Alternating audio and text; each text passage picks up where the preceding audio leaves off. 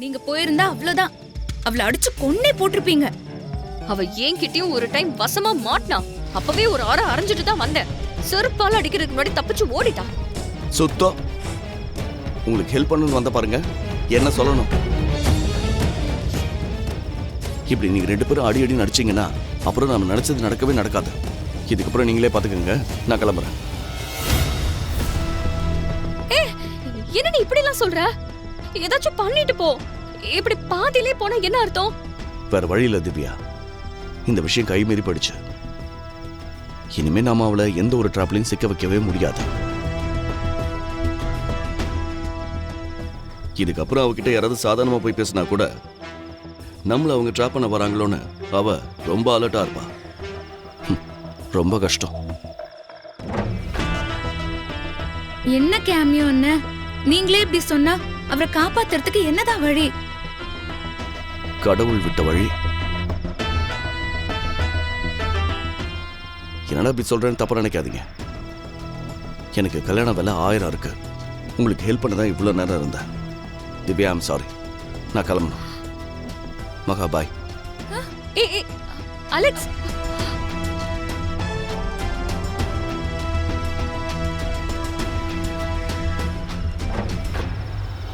உங்க கஷ்டம் எனக்கு புரியுது. ஆனா இதுவே வேற சமயமா இருந்தா நான் நிச்சயம் இருந்து ஹெல்ப் பண்ணிட்டு தான் போவேன். இப்ப என் சிச்சுவேஷன் அப்படி இருக்கு. தப்பா நினைச்சுக்காதீங்க.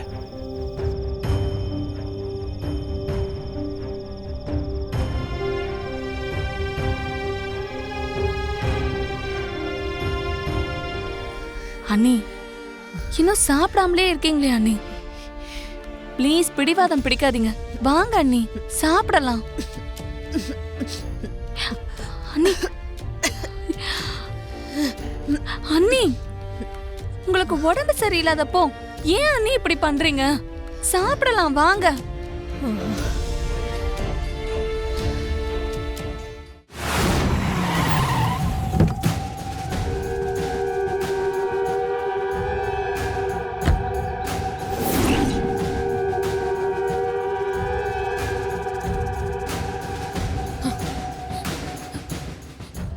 எல்லாரும் நல்லா பாத்துக்கோங்க. இதுதான் அந்த தெருவோட வீடு.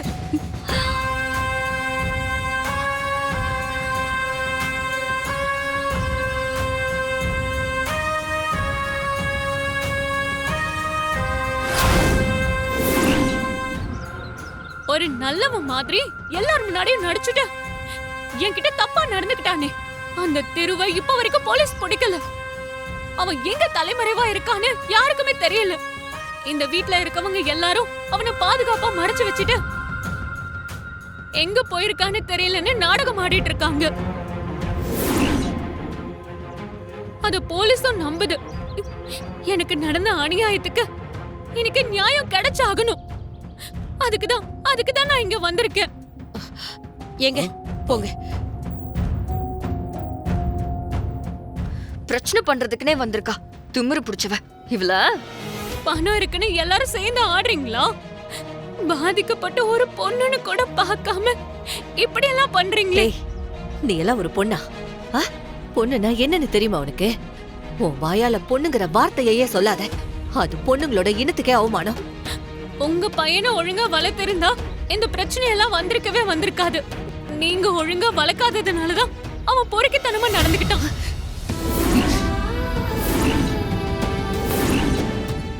ஏய், வாய் மூடு.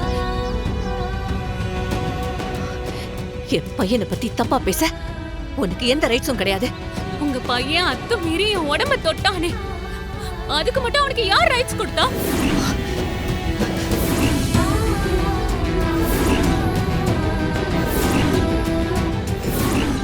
இதுக்கு மேல ஏதாவது பேசுன உன்னை நான் அப்படியே. அண்ணி, என்னாச்சு?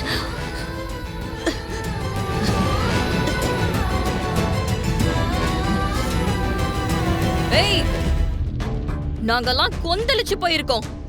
உனக்கு லாஸ்ட் வார்னிங். இங்க இருந்து கிளம்பி போயிடு, இல்லன்னு வெச்சுக்கோ இங்கே வச்சு உன்னை கொண்டு போட்டுருவேன். இந்த வீட்ல எனக்கு நியாயம் கிடைக்கவே கிடைக்காது. நான் உயிரோட இருக்கிறதே அசிங்கம். நான் இங்கே இவங்க கண்ணு முன்னாடியே செத்து போறேன்.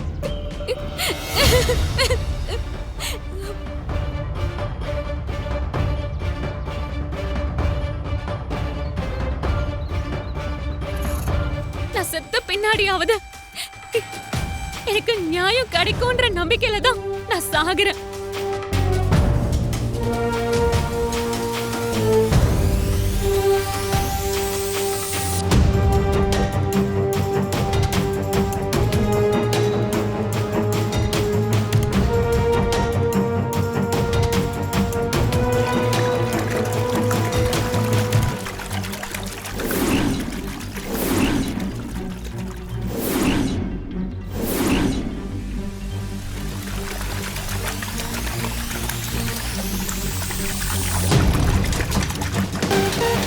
பாருங்க பாருங்க எப்படி நடிக்கிறான் பாருங்க.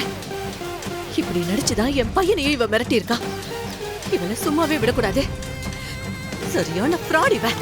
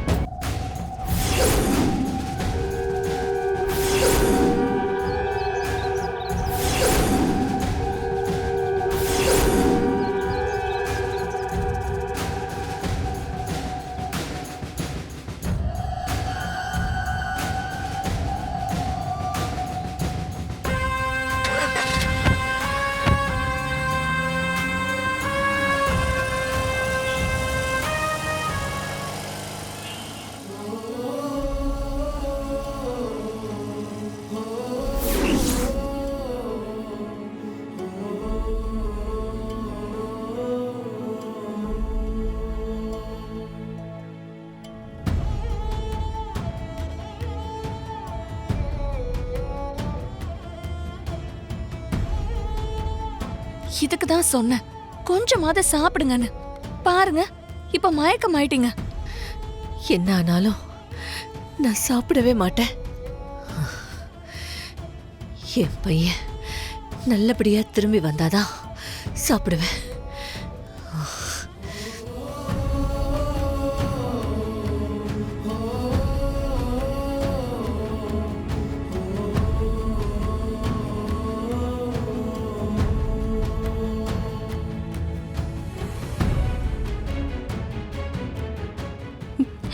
அண்ணி அண்ணி